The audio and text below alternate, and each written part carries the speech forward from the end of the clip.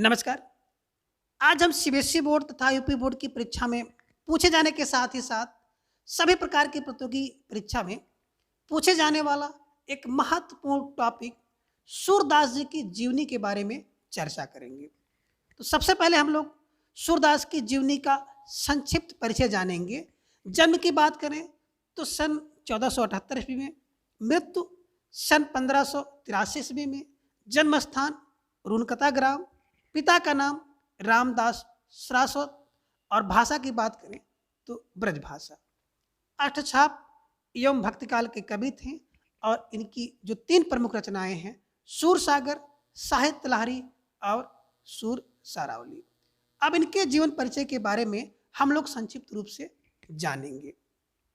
अष्टछाप के सर्वश्रेष्ठ कवि सूरदास जी का जन्म बैसाख सुदी पंचम सन 1478 ईस्वी में आगरा से मथुरा जाने वाली सड़क के पास रुनकता नामक गांव में हुआ था।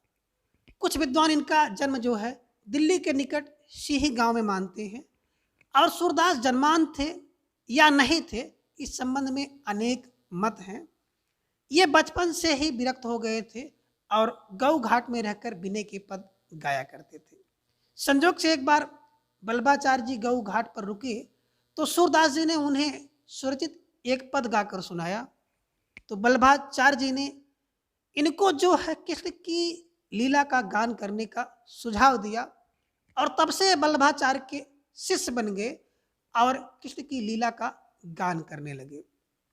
बाद में बल्लभाचार्य जी ने इनको गोवर्धन पर्वत पर बने श्रीनाथ जी के मंदिर में कीर्तन करने के लिए रख दिया और वहीं पर ये कीर्तन करने लगे। बाद में आगे चलकर जब बल्लभाचार्य के पुत्र विठल नाथ जी ने अष्टछाप के कवियों को संगठित किया तो सूरदास का सर्वश्रेष्ठ स्थान उसमें रखा और आठ छाप के कवियों में जो सूरदास हैं, सूरदास जी की सबसे अग्रणी गणना की जाती है। और इनकी मृत्यु की बात करें तो इनकी मृत्यु जो है गोवर्धन के पास पारसौली नामक गांव में सन 1583 ईस्वी के लगभग हो गई। अब सूरदास के रचनाओं की बात करें तो जो सूरदास के पदों का संकलन है जिसे हम लोग सूरसागर के नाम से जानते हैं, सूर सारावली तथा साहित्य लहरी इनकी अन्य रचनाएं हैं।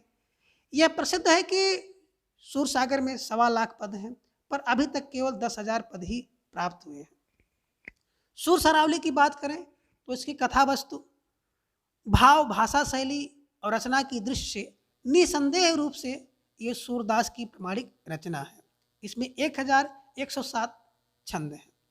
साहित्य लहरी सूरदास जी के 118 पदों का संग्रह है और सूरदास की रचनाओं के संबंध में इस प्रकार से कहा जा सकता है, साहित्य लहरी सूरसागर सूर की सारावली, श्री कृष्ण जी की बाल छप पर लेखनी अनुपम चली।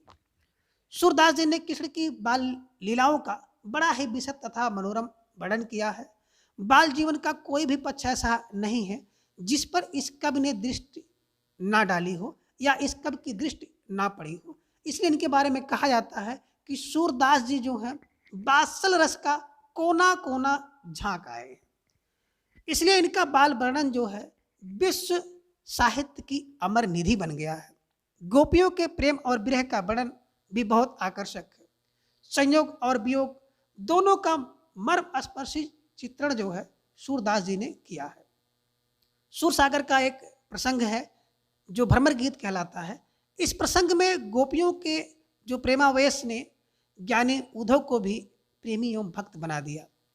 सूर्य के काव्य की सबसे बड़ी विशेषता है कि इनकी तन्मयता। ये जिस प्रसंग का वर्णन करते हैं उसमें आत्म विभोर कर देते हैं। इनके विरह वर्णन में गोपियों के साथ ब्रज की प्रकृति का भी विषाद मग्न दिखाई देती है। सूर्य की भक्ति मुक्त सखा भाव की थी, उनमें विनय, दाम्पत्य और माधुर भाव का भी मिश्रण है। सूरदास जी ने भाषा के रूप में ब्रज की जो लीला पुरुषोत्तम श्री कृष्ण हैं उनकी लीलाओं का विशद वर्णन किया है। सूरदास का संपूर्ण काव्य जो है संगीत की राग रागनियों में बधा हुआ पद शैली का गीत काव्य है। उसमें भाव साम्य पर आधारित उपमाओं, उत्प्रेक्षाओं और रूपकों की छटा देखने को मिलती है। इनकी कविता जो है ब्रज भाषा में है।